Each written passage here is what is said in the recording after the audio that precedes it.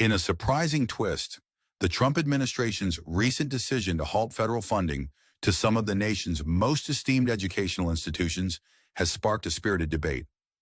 The administration, citing concerns of alleged anti-Semitism, diversity policies, and civil rights violations, has put over $2.2 billion in federal funding under scrutiny, beginning with Harvard University. The move has been met with strong opposition from these institutions and has raised questions about the future of federal support for higher education.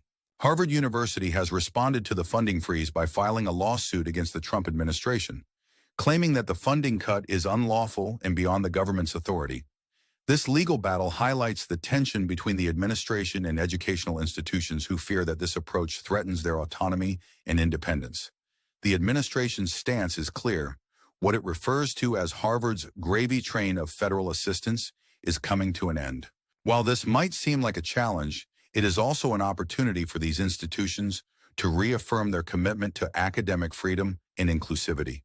The situation at Columbia University echoes similar concerns. After the Trump administration unveiled plans to freeze $400 million in funding, Columbia took steps to comply with certain federal demands, including placing additional oversight on the Middle Eastern Studies Department.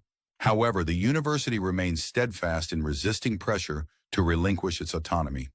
Columbia's acting president, Claire Shipman, has emphasized the university's commitment to working with the federal task force to combat anti-Semitism, while also pushing back against efforts that threaten its independence. The broader implications of these funding freezes are significant. At Northwestern University, the administration's actions have put over $790 million at risk, prompting concerns about the impact on critical research and the university's global standing.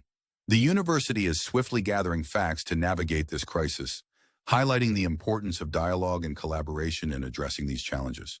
Similarly, institutions like Cornell and Brown University face funding threats due to allegations of civil rights violations and anti-Semitism, respectively, underscoring the need for constructive engagement. An interesting dimension of this unfolding situation is how it highlights the potential for universities to become beacons of change. By facing these challenges head-on, these institutions have the chance to demonstrate their resilience and commitment to diversity, equity, and inclusion. Harvard, for instance, has rejected demands that it sees as unconstitutional, including the elimination of all DEI programs. This stance not only defends the university's principles, but also sets a precedent for other educational institutions to follow. In this climate of change, it's crucial to consider the role of constructive criticism and forward-looking solutions. The establishment of the Federal Task Force to Combat Anti-Semitism by the Trump administration, although controversial, underscores a shared goal of eradicating bias and promoting inclusion. This initiative can serve as a platform for collaboration between the government and universities to foster environments where all students feel safe and respected. As we navigate these complex issues, it's essential to stay informed and engaged. If you're enjoying this content and want to stay updated on similar topics, don't forget to subscribe to our channel. Your support helps us bring you more stories that matter. Also, feel free to like this video if you find the discussion insightful and leave your comments below. We'd love to hear your thoughts on the federal funding freeze and what it means for the future of higher education. Now let's turn the discussion over to you, our valued audience. What are your opinions on the Trump administration's decision to freeze federal funding for these elite universities?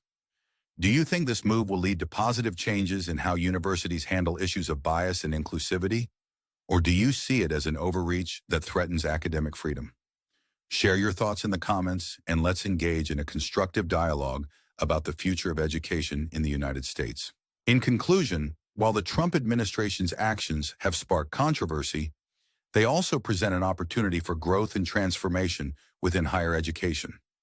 By embracing challenges and fostering dialogue, universities can continue to be leaders in innovation, inclusivity, and academic excellence.